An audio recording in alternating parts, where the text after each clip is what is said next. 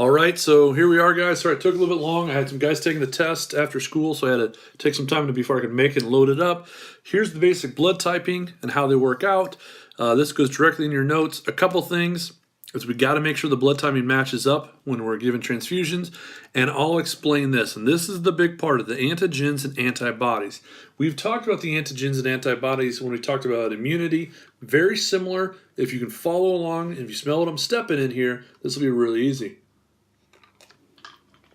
All right, so I'm gonna minimize this real quick, get that over there in the corner, and we're gonna go through these different types.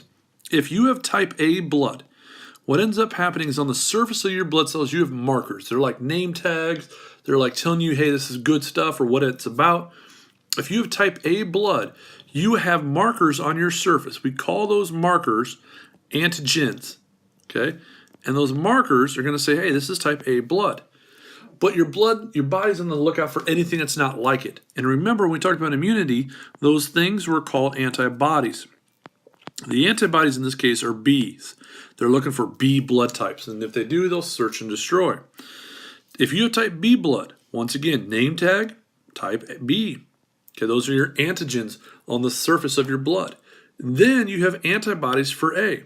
What's important here is antibodies for A, their job is to seek and destroy anything that has the difference. So in this case, these will seek and destroy those. And if that matches up, we got issues. We got clotting, major issues. The B antibodies in type A blood is going to search out the B antigens. Other types of blood that you could have, you can be A, B. Now what that means, you got antigens for both A and B on the surface. You got name tags for both. Could you have any antibodies? The answer is none. Because if you did, if you had a B, it would detect the B on the surface of the skin of the cell and destroy it. If you had any A antibodies, it would see that and also destroy it. The last type of blood is type O. Now in type O, O means null or none. There are no markers on your surface. But your body wants to look and search for any antigens that have A or B. So you have the antibodies of both A and B. So what's this all mean? If you have type O, because there are no markers, you can give your blood to a person who's type AB, to B, and even to A. Okay, that makes O the universal donor. Now, type B blood, it would, if you could donate it here or here, these right there would destroy it. Can't do that. B, you can't get AB blood, you can't give to anyone other than people who are AB. But you could, because there's no antibodies, you could give type B blood, type A blood, or type O. That makes this the universal receiver. Boom. Basically, in a much better presented diagram, exactly what I just said. Notice this right here, okay? Just for your blood typing, that right up there is your type O blood, has neither antigens, okay? This is your AB, your B, and your A, okay? We'll get back to a little bit more on blood typing just as a review at the end. A couple conditions: high blood pressure. What causes it? Stress, diet, heredity, smoking, aging. Heredity is a big part. Some people naturally have blood pressure. I had a student who was pretty healthy in class last year. He asked me, because I have high blood pressure. Why is it? Worked out, wasn't overweight. Genes. Okay, can happen in your genes just like any other condition. What basically happens is, the big thing here is it affects your arteries. Your arteries don't have the elasticity they need. Therefore, your heart has to work harder, damages the heart. What do you do if you have high blood pressure? You can take medication, but it's usually lifelong. They tell you to decrease stress. I know that's easier said than done, hence finals week. Lose weight and take medication.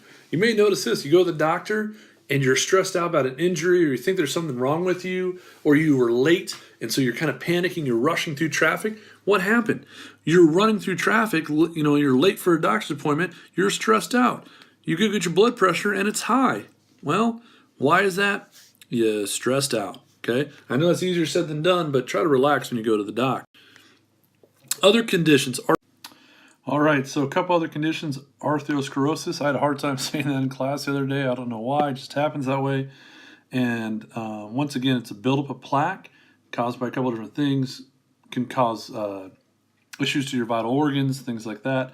If it happens in one of your arteries going to the heart, it can cut off heart with the heart, and this eventually basically causes a heart attack. And what they might do to help prevent that or to eliminate that is to do a bypass in some way, quadruple bypass, basically cutting out any type of blockage that may exist in the heart itself.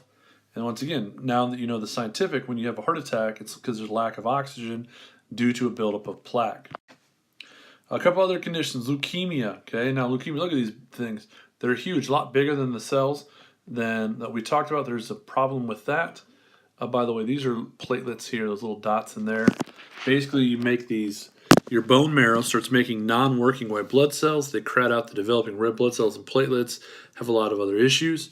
Sickle cell anemia, we talked a lot about in class with genetics. So I'm not going to spend too much more time on that, but you can kind of just see that if you need to. Pause if you want. I'm going to move on to the next slide. There's sickle cell anemia. You can see the issue here where a normal cell actually kind of squeezes its way in. Think of it like an inner tube, able to squeeze through, where if you have these sickles, they actually kind of create blockages in there. And then it can cut off circulation to extremities. So people with sickle cell anemia, a lot of times as they get older, might have to amputate their toes or a foot or fingers as a result. AIDS is another one, also known as acquired immune deficiency syndrome. It's caused by a disease, HIV. Remember, people don't die of AIDS, they die of diseases caused by that are not able to be defended against, like colds and things like that. And basically what ends up happening is it hijacks your system, destroys some of your white blood cells, and compromises your immune system. All right, as I promised, there would be a little bit more about blood typing, just so you know. Just going through, where does this come from? Basically, it starts all the way back in the 1901. A scientist who was an Austrian discovered that there was a couple different types of blood. They started doing a lot more blood transfusions, and they found out that it was actually killing people. Not a good thing. Once again, Hippocratic Oath, you're supposed to not kill people. That's one of the big things. And so the clumping that would happen was due to the reactions between the antigens and the antibodies.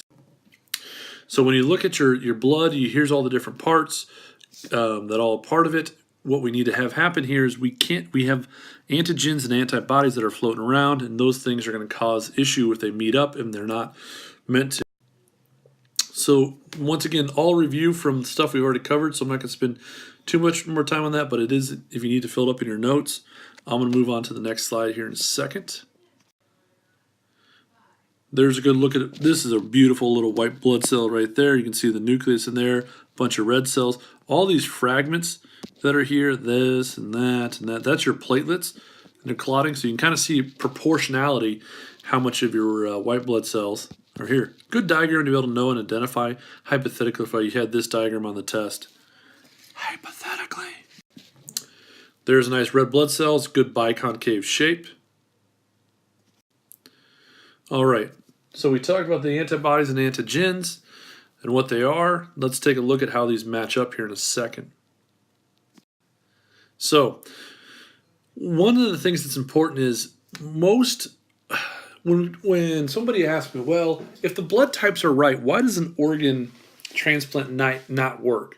What ends up happening is there's a lot more than just the original AB plus the RH or ARH rhesus factor that actually contributes to whether or not the blood works, okay? But the most important systems, the ones that cause the most issue, is the ABO system and the RH factor that we're going to talk about. But there are other factors that contribute to this, and that's why just because these two match up, you're not a guaranteed perfect match. All right, so there are 4 different types of bloods, your A, your B, your AB, and your O, which is also your null, or meaning none. Okay, so here's your type A blood. Notice in the A blood here, you have markers, name tags, as I said, on the surface, and then you have antibodies floating around looking to destroy the B blood. Okay, type B blood's the opposite. You have, excuse me. Thanks, David Lindsay, for giving me God bless you. I appreciate that. See, some of you guys are sitting there not even give me a God bless me. Oh, come on, be men for others. Thanks, David. So when you look here, it's the opposite. You have the antigens on the surface, their name tags. You have the antibodies floating around, searching out any of the A's. Type AB, all markers, no antibodies. Type O, no markers, all antibodies floating around. Okay. Now, what you should be able to do is to figure out how you can match this up. And I might wait on this just for a second to be able to figure it out with the blood, the rhesus factors. Okay. The reason why it's called the RH factor is because it was discovered in rhesus monkeys. That's where the RH comes in. And basically, you can either be positive, which means you have the antigens on the surface, but no antibodies floating around searching out, or you can be RA negative. Okay. If you're RA negative, you have the antigens, but no antibodies built up in the blood. Okay. And once again, we typically represent this by being like O negative. This negative refers to being RH negative. Now, what does this kind of look like? As I said, it's not a bad idea to make a chart. If you're too lazy and you're not going to do that, okay, I'm not calling anybody out in particular, but some people won't do that, coal furniture, I provided you with one. Boom goes the dynamite. There it is. That's basically your chart showing which blood types work with what. Couple things you notice. O negative goes with everything. Okay. Your AB positive takes everything. That's why it's the universal receiver, universal donor, everything in between. There you go. Good luck on the test, and Godspeed.